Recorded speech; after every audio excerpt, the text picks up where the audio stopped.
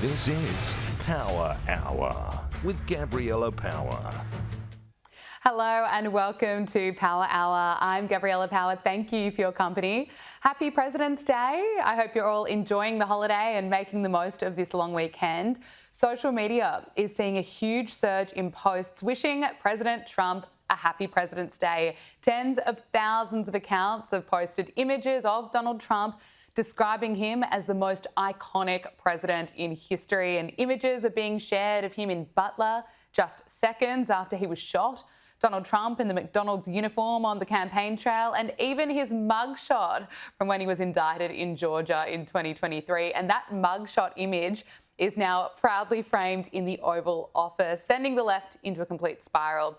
And it hasn't even been a month since the president was sworn in for his second term, and he's signed more executive orders than any other recent president in their first 100 days. And in a sign of how starkly different this administration is to the previous one, Donald Trump recently signed an executive order cutting all federal funding to schools that mandate the COVID vaccine.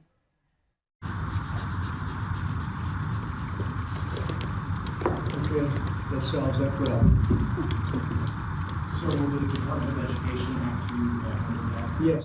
That solves that problem. A reminder that we should never, ever go back to that draconian era where the government used COVID as an excuse to take away our freedom and our choices.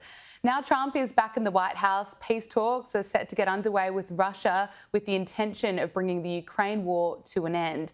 And DOGE continues to uncover massive amounts of waste and abuse in federal government departments. In the latest development, Elon Musk reported that there are 20 million people in the Social Security database that are listed with the age of 100 or higher and are listed as alive. And in just 48 hours of investigating the Department of Education, DOGE has slashed $370 million being spent on, take a guess, DEI. Despite all the evidence of waste being exposed for the first time, Democrats are still taking to the streets in protest against Donald Trump and Elon Musk, and their new bizarre strategy that they appear to be sticking to is singing. Never turning back. Trump is not a king. Trump is not a king. Trump is not a king. Never turning back. Never turning back. Stop the fascists now. We'll make it stop there. We won't put you through any more of that. But of all the things you want to criticise Donald Trump for, I get it, there are a few. He can be obnoxious, he can exaggerate and make decisions that you may not agree with. But trying to stop DOGE from cutting down the ridiculous levels of spending of tax dollars just seems, well, ridiculous. There are right now 14 states trying to block DOGE from accessing federal data and firing federal workers, arguing in court that Musk and Trump's administration have engaged in illegal executive overreach. A ruling is expected to be issued in 24 hours, but it appears that US District Judge Tanya Chutkan is not convinced. And essentially, she said that she needs to see evidence of harm to grant a temporary restraining order to stop Musk and DOGE, and she's not seeing any evidence of that so far. Joining us now is Washington, D.C. correspondent at Unheard, Emily Jashinsky. Emily, thank you for joining us. I want to start off with DOGE. It's been announced that it has recovered nearly $2 billion in funds that were misplaced by the Biden administration. Now, it belonged to the Department of Housing and Urban Development and was discovered a day after DOGE launched a task force at the agency. Now, Elon Musk says that it's astounding how much taxpayer money can be saved with just a small amount of effort. Now, we know that Elon Musk has been posting so much to the point he's now tripping up and making some mistakes, and that is a concern. But $2 billion, he's right that that is absolutely astounding. Yeah, people in the rest of the country outside of DC take that really seriously. It feels like a more just use of their taxpayer dollars. And that's why poll after poll is putting Donald Trump's approval rating very high. People so far are pretty pleased with what DOGE is doing, with how Donald Trump has allowed DOGE to operate. It's extraordinarily unpopular here in Washington, DC, I'll tell you that much, where everybody's livelihoods are tied to the federal government in one way or another for the most part. But I think that's why in the rest of the country, especially the way the media is reacting to DOGE, people are starting to tune out the media panic. They look at these numbers and they say, listen, this is a drop in the bucket to our national debt. $2 billion honestly is nothing. Even if you add up all of those $2 billion that Elon Musk is almost certainly going to find, sometimes it's going to be more than $2 billion. He's going to go into the Pentagon. We know that in the coming days. So even if you add up all that money, it still doesn't put a dent in the debt and the deficit here in the United States. But, and this is what's so crucial, it does mean a lot to people whose taxpayer money is a real sacrifice to them every year, and they see people abusing it. That actually matters, and the media is forgetting it. Absolutely. And Elon Musk continues to post updates. The most recent update, or one of them, is that millions in the Social Security database, millions of people who are listed there, are apparently between the ages of 100 and 160. He posted a chart that shows that 20 million are listed with the age of 100 or higher. He claims there's even one person in the database with the age of more than 360, and they're marked as alive. You know, this is not just a handful, but millions. It makes you wonder how long this would continue to go on for if DOGE didn't exist. It's terrifying, and why you see some people on the left now reacting in a way that is like, we should have done this. You're seeing that kind of from some Obama circles now. They're looking at what Musk is doing, and I've seen competing reports on the veracity of that particular claim that he posted, as you mentioned earlier. And he said this himself. He said, not everything I post is going to be right. He just kind of sort of shoot from the hip. But what we've seen in the recent weeks is how outdated our record keeping is in the United States. That's actually why the department that DOGE took over, it's called the USDS, Digital Services, that's why it exists. What has it been doing for all of the years since Obamacare, when the online launch of that failed, the department was created? Why is it taking DOGE all of these years later, 10 plus years later, to look into some of this stuff and realize that we still have bureaucrats taking bikes through warehouses in the mountains of Pennsylvania to get really basic records? Yeah. I think this is why this news, when the American people see it, it doesn't bother them that it's disruptive, because they see a system that needs to be disrupted. Absolutely. And he's doing it so quickly. In just 48 hours, DOGE slashed a whopping $370 million in taxpayer dollars being spent on DEI at the Department of Education. You know, why DEI just seems to be such a big theme of where they're seeing so much money being spent or being wasted. But Emily, I also want to ask you about what's going on in the courts. A federal judge appears to be quite sceptical of the state's request to bar Elon Musk and Trump's administration from accessing federal data and firing federal workers. Attorney generals from 14 states argue that Musk and Trump's administration have engaged in illegal executive overreach. But Judge Tanya Chutkan essentially says that she's not convinced that there's any evidence of harm. How do you see this playing out? Yeah, so this is really interesting, because these DOGE employees are actually now employees of the federal government. They are not like Elon Musk. They are not special government employees. He has a very specific designation, and he has to be careful not to run afoul of that, because that could be something that does really upset the American people. If it looks like this big tech CEO is coming in and, you know, arranging deals for himself while he's going through all these agencies, that's absolutely a real concern. These DOGE guys, though, they keep getting called like the DOGE kids or the DOGE bros. They're actual employees of the federal government. They have gotten security clearances. And so I think that's where you see Tanya Chutkan coming in and saying, you know, anyone can hire guys like this. It's just people aren't used to them doing it the way that they're doing it. It's not used to them coming without any bureaucratic background, being so young. But that's different from it being illegal, of course. Some of what the Trump administration has done is intentionally designed to push court battles. So like the birthright citizenship change that he made on day one, they they want that. The administration wants that to go into the courts and be decided by the courts. They're not naive. They don't, have any ideas that it's not going to get challenged in court. They want it to be decided by the court. They do want executive power to be something that goes into the court. They want the ball to be in the court's court so that the court can say this is an appropriate use of executive power or this has to go back to Congress. A lot of this is intentionally by design, though. There are also reports that the IRS will lay off as many as 15,000 employees as the White House continues to slash spending across the government, but it's not clear how widespread IRS layoffs will affect the tax season, which officials expect to see more than 140 million returns. What's the reaction been to this development so far? Yeah, so this is one of the other areas where Elon Musk is going to have to be careful, because the American people are pleased to see IRS agents getting laid off if they're outside of Washington, D.C. for the most part. But something that the left has claimed for a long time is that when you cut IRS agents, they end up not focusing on the highest tax or the highest income individuals. So someone like Elon Musk doesn't get as much oversight. It ends up going to the middle class or even to the lower class because it's just easier to extract money from them. Whereas with high income earners, you get litigated, someone like Elon Musk himself. So I think they have to be careful in making these cuts to also execute a plan so it doesn't look like big tech CEOs are getting favorable treatment. That's going to be difficult, but this is not something that is controversial outside of Washington, D.C., the idea of slashing the IRS staff. Let's talk about JD Vance. He used his speech at the Munich Security Conference accusing European governments of retreating from their values and ignoring voters' concerns when it comes to migration and free speech. Let's take a listen. And of all the pressing challenges that the nations represented here face, I believe there is nothing more urgent than mass migration. The number of immigrants who entered the EU from non-EU countries doubled between 2021 and 2022 alone, and of course it's gotten much higher since.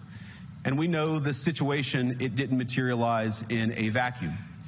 It's the result of a series of conscious decisions made by politicians all over the continent and others across the world over the span of a decade. The mainstream media went into meltdown over this. Here's the BBC's headline: JD Vance attacks Europe over free speech and migration. But Emily, it's argued that his comments are absolutely justified. Mass migration is a huge problem facing Europe. And as for free speech, that has to be defended. It's amazing. I mean, even some people on the American left looked at JD Vance's speech and said, I'm thinking of Glenn Greenwald, like, it is remarkable to hear an American leader speaking this way. And I would add to that, it's remarkable to see someone on the right who is as high profile in American politics as JD Vance is speaking this way at a conference like this from a podium like that one. These are things that have been unspoken for a long time. And JD Vance very eloquently made an argument about in front of people who never hear this type of criticism. They relegate this type of criticism to the fringes of disinformation and conspiracy theorizing. And that's even how his speech was covered, which is the most predictable thing in the world. Some of these obvious facts that he's sharing got written off and smeared by the mainstream media as conspiracy mongering or fringe thought. And so they just basically proved his point.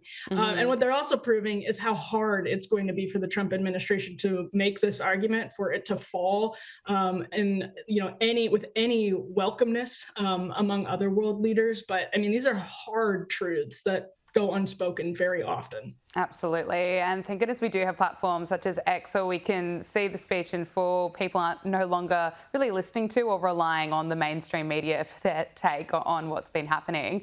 Let's talk about the talks between the US and Russia about the war in Ukraine that are reportedly set to begin tomorrow. The Secretary of State Marco Rubio, Middle East Special Envoy Steve Witkoff and National Security Advisor Mike Waltz are travelling to Saudi Arabia for the talks. Now, Saudi Arabia is expected to be involved, playing a mediation role, and it comes after the UK Prime Minister Keir Starmer said that he was willing to put British troops on the ground in Ukraine to enforce a peace deal if that's necessary. And this is what Donald Trump has had to say on the war. No, I think he wants to stop. That was my question to him, because if he's going to go on, that would have been a big problem for us, and that would have caused me a big problem, because you just can't let that happen. I think he wants to end it, and they want to end it fast. Both of them. And Zelensky wants to end it too. Emily, it's going to be really interesting. What are you expecting from these talks? I suppose, how quickly could we even see some sort of agreement being made? Yeah, I mean, Donald Trump, of course, said he could do this very, very quickly before he was elected president, and we'll test that. He does, the way that he's talking right there, I think, is clearly trying to show his leverage. And the question is whether, we've already seen some people in the ultra pro-Ukrainian position who believe that Ukraine should not have to give up an inch of its territory, accuse the Trump administration of pushing Ukraine out of these talks. Marco Rubio actually responded to that and said, well, we're obviously talking to them. We've been talking to them. So I think that's going to be a theme coming out of this, is whether it looks like Ukraine had appropriate input and had an appropriate, I guess, seat at the table. If it was, that seems to be Zelensky's sensitivity point. And Marco Rubio is going to have to make that case. Donald Trump's going to have to make that case, frankly. But I'm sure that they have very specific plans, because Keith Kellogg, his NSA, or his former NSA, Trump's former NSA, who's now his special envoy here, has talked about this in detail for months before Donald Trump was even elected. So they have a lot to talk about, that is for sure. Absolutely. We'll be watching it very closely. I want to talk to you about the Democrats. Early polling shows who the front runners might be 3 years out from the 2028 Democratic presidential primary. Newsweek reports that the prominent Democrats taking an early lead include, wait for it, Kamala Harris, Gavin Newsom, AOC, and even Tim Walz's name is emerging. My goodness, they really are in a weak position. Look, do you have any faith, just listening to who's listed as some of the key players who are the top options for the Democrats?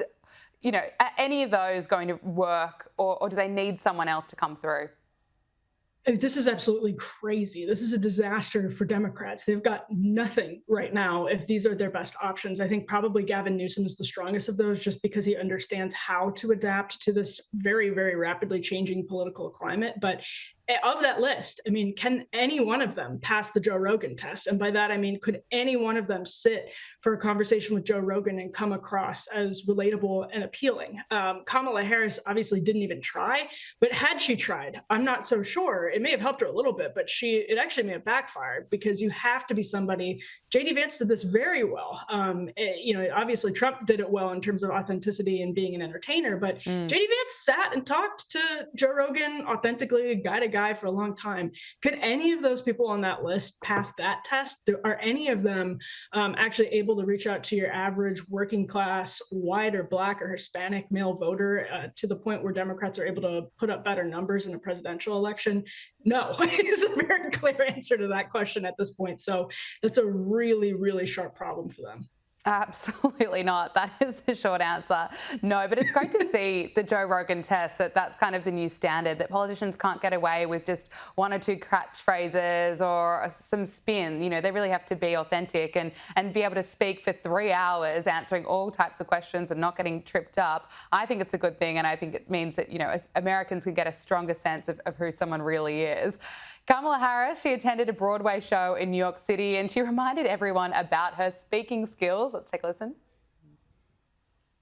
For those rights to be maintained, which means we have to be vigilant, and it's just the nature of it. Look at this beautiful play and everything that we know he had to suppress so much. But he knew, and he took those risks. But we have to be clear-eyed. And it doesn't mean we don't see the beauty in everything, right? These things all coexist. But I believe we fight for something, not against something. Another word salad, that's what she's known for, and that's not changing. I really doubt that there are that many people who are watching a clip like that and going, oh, she's presidential, or, wish she was in charge. I mean, what a perfect segue from the last conversation we were having about Joe Rogan, in that Kamala Harris could have sat for 3 hours all she wanted, but she still sounds like this. And that's the big problem with Democratic politicians right now, is that Donald Trump forced Republicans to put up candidates that just relate better to the American people, because maybe they're more casual, maybe they're more adapted to digital media, but Democrats haven't had anything forcing them to do that. They had Joe Biden, a man who couldn't take questions for most of his presidency at length, because he would stare off into the distance and look like he was lacking mental capacity. So they haven't been forced, right? Yes, that was very clear to everyone, and they haven't been forced to put up someone who really can be authentic. And this is Kamala Harris in what should be the most authentic situation in the world. She's just talking to some people.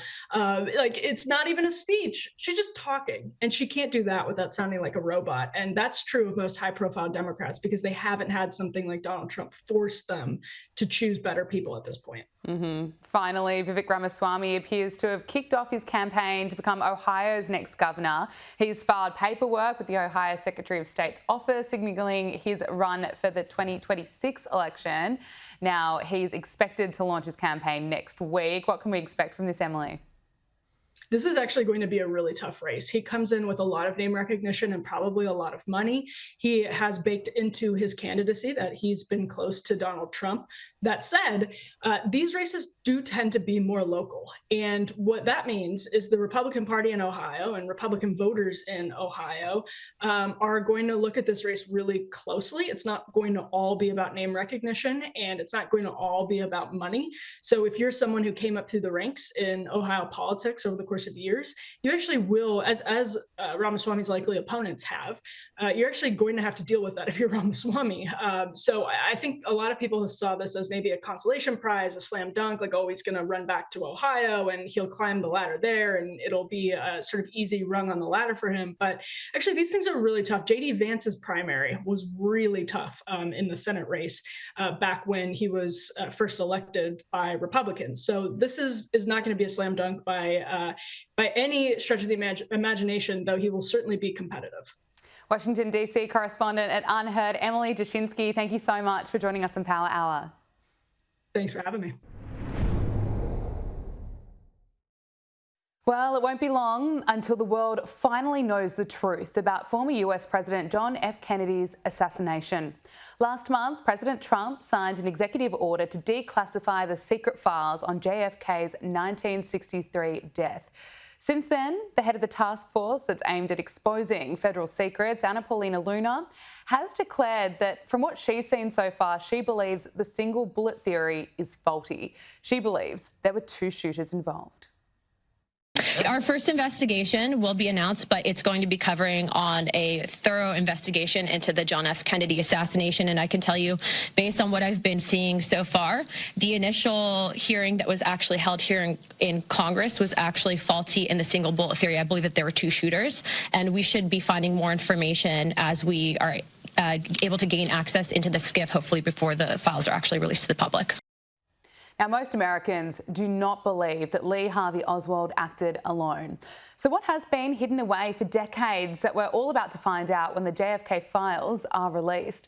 James DiEugenio is considered one of the best writers and researchers in America on JFK's assassination. He's written multiple books on the subject, including co-author of the JFK Assassination Chokeholds, that prove there was a conspiracy, and he joins us on Power Hour now. James, thank you for joining us. We heard Anna Paulina Luna claim that she believes there were two shooters. That's a conclusion I believe that you've come to as well. Can you talk to us about the evidence that support this? I think it's really good that she's going to reopen this, and I think Trump signing that executive order was another really good thing. As per the belief that there was more than one shooter, there's a Zapruder film which shows Kennedy rocketing backwards when Oswald was supposed to actually be shooting from behind him. There's the 42 witnesses at Parkland Hospital and at Bethesda at the morgue who did the autopsy that night, who say that there was a big baseball-sized hole in the back of Kennedy's head, which is strongly indicative of a shot from the front. All right. There's also the fact that there was no sectioning of either wound. There was no dissecting of either wound, either the back wound or the head wound, to see if it was a through and through shot, if it did actually penetrate the body. There's all this kind of evidence out there today that was not public back in 1963, which indicates that there was more than one assassin. And she's correct. The Warren Commission report was, to put it mildly, rather faulty. The Warren Commission determined in 1964 that Lee Harvey Oswald acted alone. How did it get it so wrong? Well, there's a lot of reasons why the Warren Commission report was faulty. One of them was that they relied about 80% of their work was based upon the work of the FBI. And the FBI, of course, did not do a very thorough investigation. To put it mildly, J. Edgar Hoover was head of the FBI, was not on really friendly terms with Bobby Kennedy, who was at that time was about to resign, but he was the Attorney General. All right. And if you recall, this is very interesting. That weekend, Kennedy was killed on a Friday. That weekend, J. Edgar Hoover went to the racetrack. In other words, he didn't even come into work on Saturday. He actually went to the racetrack with his second in command, Clyde Tolson. So it was not, but again, I'm being mild. It was not a very thorough investigation by the FBI for a lot of different reasons. Why has some of these files been kept secret for so long? The FBI says it's discovered now 2,400 new documents related to JFK's assassination. What are you expecting from them? I'm really glad you brought this up, because those 2,400 documents that the FBI has just found, those were not even previously reported. Everything was supposed to be declassified by 94 to 98 by the review board. Apparently, they didn't even know about these documents. I think we're going to find out a lot more about Oswald in New Orleans. And I think we're going to learn something about Oswald's reported visit to Mexico City, which was about in late September, early October of 1963. All right.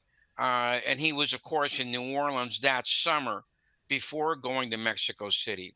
Oswald was, to put it mildly, a very, very interesting character, which the Warren Commission never even scraped the surface of. All right. Most people today who have studied this case don't believe the Warren Commission verdict about him being a communist. All right. They think he was some kind of low-level intelligence agent.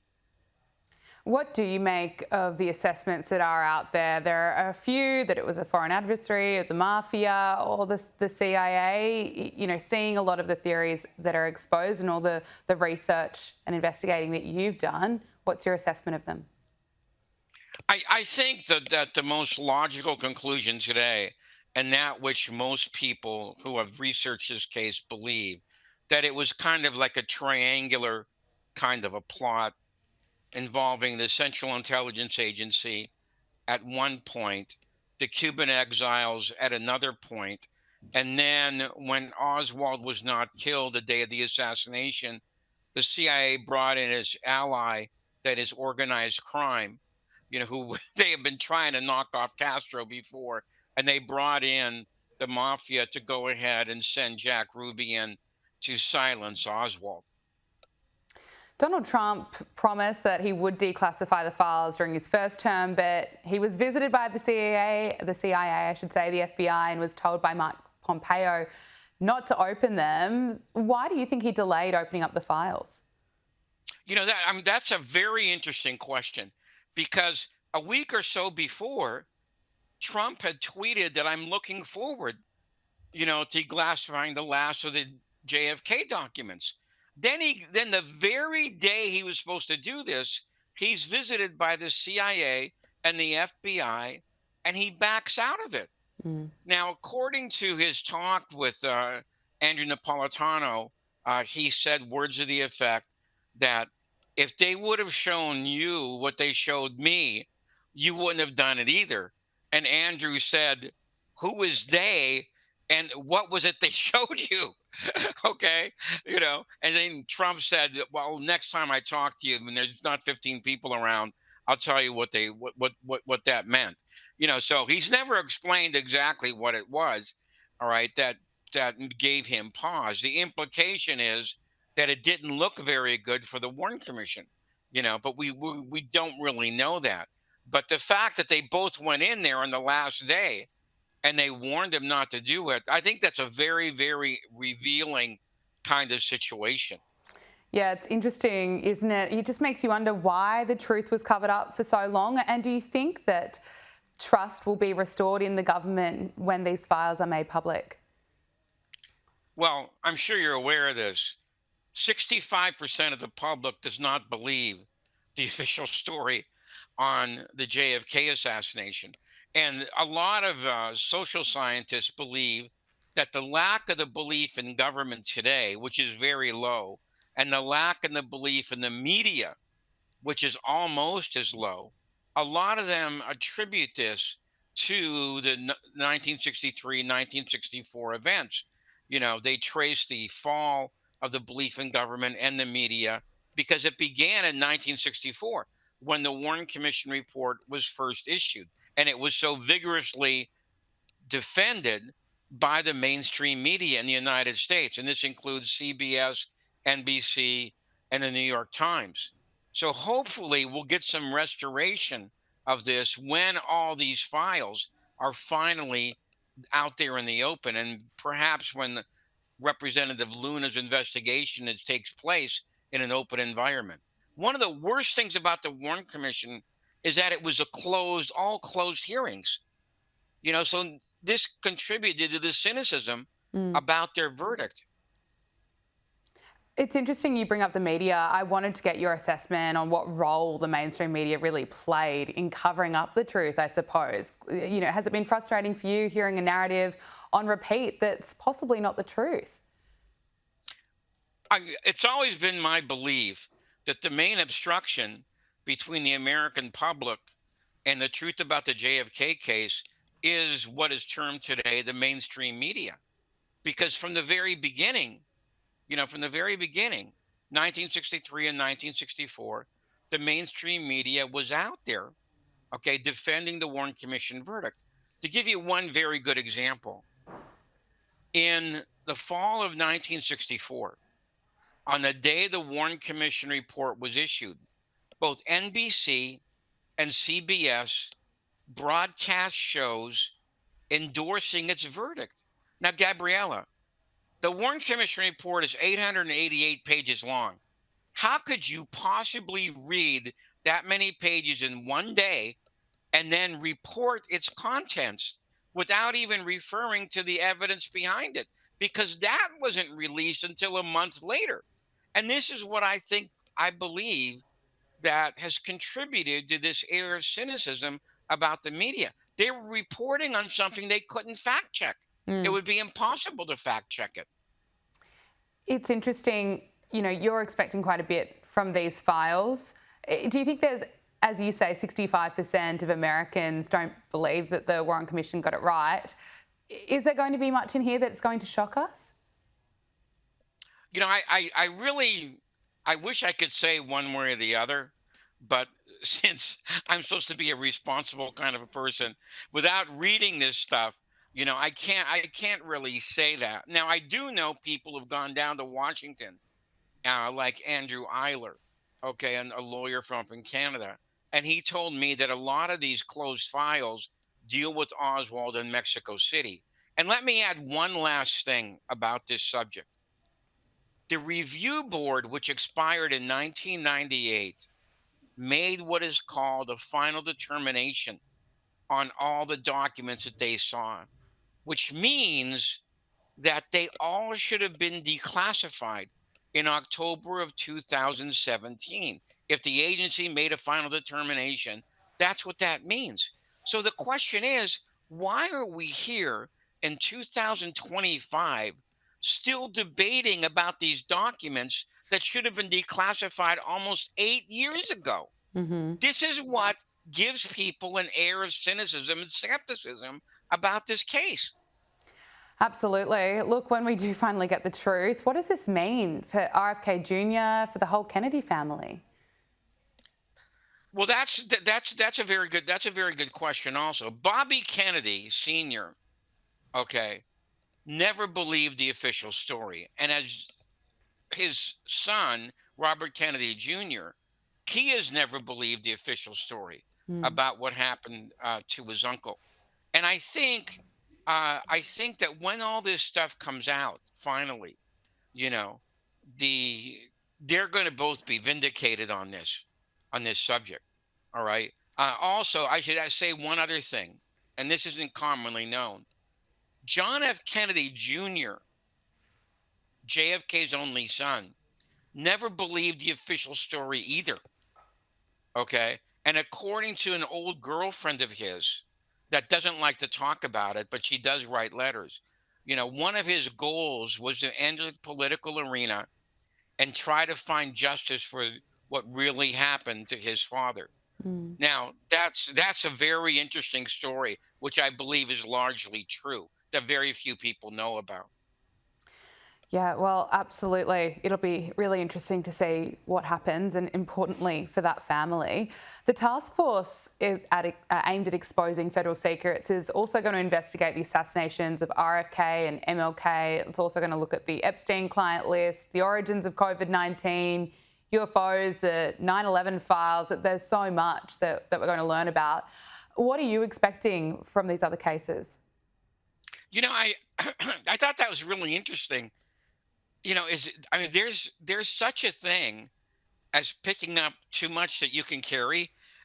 That's a lot of very serious cases for one committee to go into. Can you possibly do justice? I think it's 7 or 8 cases to all those things. But if they do, and if they do find that something is faulty every place, well, then this really gives questions about the mainstream media, and also our American historians, who seem to have been afraid to go into all the details about all of these cases, which the MLK, RFK, and JFK cases were really instrumental in what happened to America in the 60s. There would have been no Vietnam War if those 3 men had lived, which means about 58,000 Americans would be alive today, and about 3 million Vietnamese. So there's a whole change, a shift in the historical focus if those 3 people were killed by conspiracies. Where we are today in 2025, we are finally getting some truth, more transparency. Do you have faith going forward about the government in the US? Do you expect there could be other instances being covered up in the future? Well, if it depends a lot on this congressional committee. If these things are done in the open, and if they're done with the best information that we have, and the committee members are really honest about their job, I think it might have a significant impact, going forward. And I think it'll be interesting to watch this. And Gabrielle, I think one thing to look for is how much pressure from the outside is put on this committee, because the MSM has a lot to lose if she comes out of the gate really swinging strong. Okay, their credibility is going to be on the line. So that will be a very interesting tell about how that committee is going to deal with the pressures from the outside. They really don't want this to happen. James De Eugenio, thank you so much for your time. How can we stay up to date with your work? Okay, I'm at kennedysandking.com. That's my website. And I have a Substack under my name also. So that's how you can read the most current information in this case. Thank you very much for having me on. Really appreciate you coming on the program. We'll speak to you again soon. Okay, bye-bye. Thanks, James. It's becoming even clearer that the devastating California wildfires could have been prevented or at least contained faster. Former fire chiefs have told the LA Times that the LA Fire Department could have sent at least 10 additional engines to the Palisades before the fire. And the Palisades fire toll might not have been as bad if extra engines had been pre-positioned much closer to the most fire-prone areas. Now, joining us now is independent journalist Brittany Hopper, who tragically lost her old home in the fires. Brittany, thank you for joining us. how frustrating is it that we're hearing more revelations, more evidence about how these fires could have been handled so much better? And the LA Fire Department Chief, Kristen Crowley, and Karen Bass, the LA Mayor, just refused to respond to the media about this. Yeah, I mean, on a personal note, yes, we got lucky because we did sell our home before moving to Florida. But, and so many people weren't as lucky. But on a professional note, I mean, for years I covered wildfires, so many wildfires in the state of California. And I know firsthand that, when we knew catastrophic winds were going to come like this, we too were dispatched as reporters. So where were these firefighters in these, vulnerable fire areas, which were in specifically the Palisades?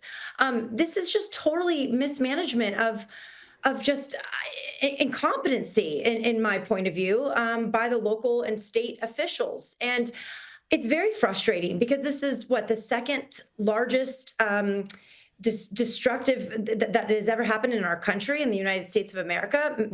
It's so unfortunate in so many ways that perhaps it didn't have to get as bad as it did. And it appears that LA Mayor Karen Bass just is as hopeless as ever. I find her posts on social media very strange. She appears to be upbeat.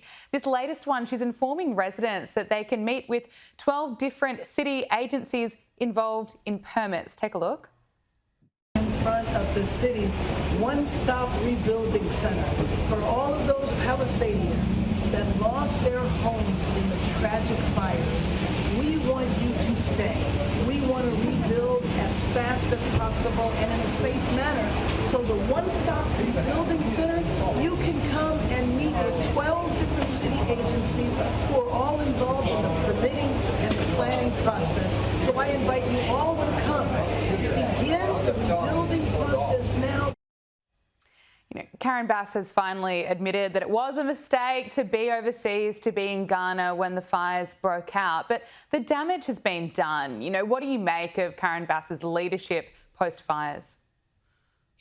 I just really think that this could have been her moment, her 9/11, so to speak, moment, that empathy, compassion, maybe a tear or two, considering how many people are affected by these fires in California. I mean, in Altadena and the Palisades, thousands upon thousands upon thousands are affected by this. And I actually, just 2 weeks ago, I went back to LA, went to our old neighborhood. I had to see it for myself. I'm telling you, it is not like what we're seeing in the pictures and videos. It is so much worse. It's neighborhood after neighborhood after neighborhood, an entire city gone.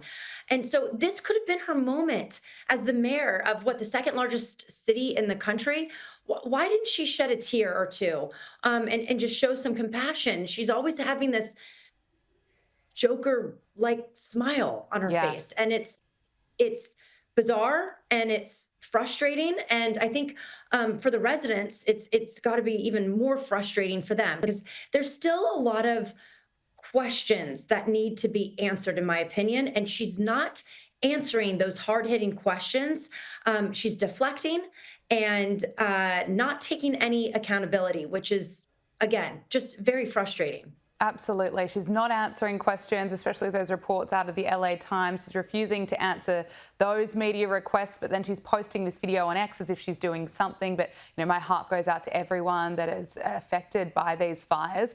Staying with California, it's been revealed that the state is spending $9.5 billion on healthcare for illegal immigrants. The California Department of Finance program budget manager said that the state is spending $9.5 billion in total funds to cover undocumented individuals in the Medi-Cal in the current year. And this is while the state faces a $30 billion deficit. Brittany, is this just another example of the Democrats getting their priorities so wrong? 100%. I mean, I don't see anything right about this. Maybe this is why we didn't see the fire resources and the hydrants ran out of water in one of the most taxed cities in the country. Perhaps this is why, I don't know, but this is, again, mismanagement of funding. And this is ludicrous in my mind. Why aren't we helping the people who are actually living in our country and from our country, citizens and tax-paying citizens? We have a huge homeless problem as well, right in our backyard in California. I'm dumbfounded by this. And like you just mentioned, $30 billion in the red. And then that estimate was prior to the fires. So I can't imagine where we're at or where California's at post fires. And then spending this much on illegal immigrants and their healthcare system, or their healthcare. I mean, I'm blown away. And I don't understand why. And I don't think we'll ever really get a solid answer as to why. But it's obviously not working. Absolutely not. Thank goodness it's coming to light, but it can't continue the way it's going. Let's talk about RFK Jr. He's been sworn in as the Secretary of Health after being confirmed in the Senate. Now, he is more of a controversial figure, but he appears to have plenty of support when it comes to going after Big Pharma. Here he is on Fox News. We buy 70% of the pharmaceutical drugs on Earth. We spend 2 to 3 times what other countries pay for health care, and we have the worst health outcomes. We literally have the sickest population in the world. Those are the people that got us there. We do need a break. We need somebody different who can come in and say, I'm going to be a disruptor. I'm not going to let the food industry and the pharmaceutical industry run health policy anymore. We're going to turn health policy over to people who are actually concerned with public health. Plenty of people were celebrating to see RFK Jr. confirmed. And how quickly do you think we're going to see him deliver on his promises? I mean, hopefully as soon as possible, just like President Trump said that he was going to do what he's doing, and he's doing it. Yeah. So hopefully we'll see the same from him. And can I just add, I mean, because I don't think it's the same where you're at in Australia, but here in America, the FDA, and I don't know if you're aware of this, but we allow chemicals in our foods. The FDA approves chemicals in our food that is banned in 50 other countries around the world. Think about that. I mean, the chemicals that are allowed in our foods here in America, they're not even allowed where you are. It's so corrupt here. So about time, regardless of what you think of this man personally or how controversial he's been, he wants to expose this corruption that's within the FDA and Big Pharma, just like Trump wants to within government, and he's doing so. So, you know, again, this is why people voted for Trump. This is why people want RFK Jr. This, despite how you feel on a personal level about these men, this is exactly why people wanted them in. And let's hope that he does what he says, because we have to get to the bottom of this. Obesity is a huge problem here in America, and as are so many other diseases.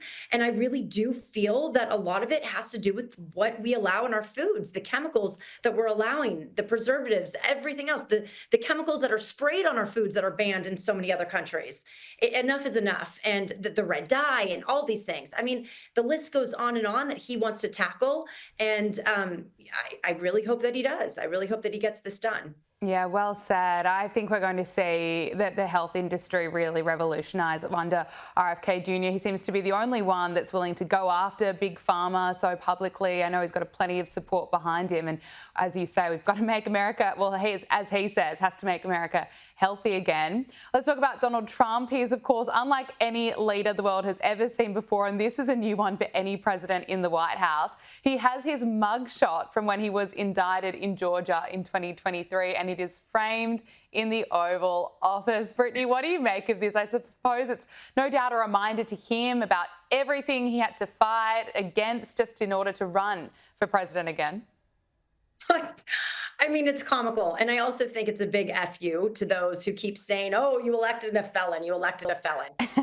Yeah, yes, we did. But you know what? This felon is absolutely doing exactly what and why we voted for him. So I do think it's a tongue-in-cheek kind of, but that's so him, right? I mean, he is just a big middle finger to anyone and everyone who is a critic of his. And so I'm not shocked. I'm not surprised. And I think it's quite hilarious, to be honest. He's brought humour back to the White House. Absolutely. I love it. No one else does it like Donald Trump. No other politician compares when it comes to humour. He just doesn't care. No, he doesn't. And it's, you know, it's why so many people love him, right? He says it how it is. Right. Finally, I want to talk to you about the Middle East. The US Secretary of State, Marco Rubio, has made a visit to Israel. He's declared that Hamas must be destroyed. And speaking in Jerusalem just after meeting with Benjamin Netanyahu, he said that the release of the remaining hostages was not optional. It's so good to hear that. He also praised Trump's plan for the US to take control of Gaza.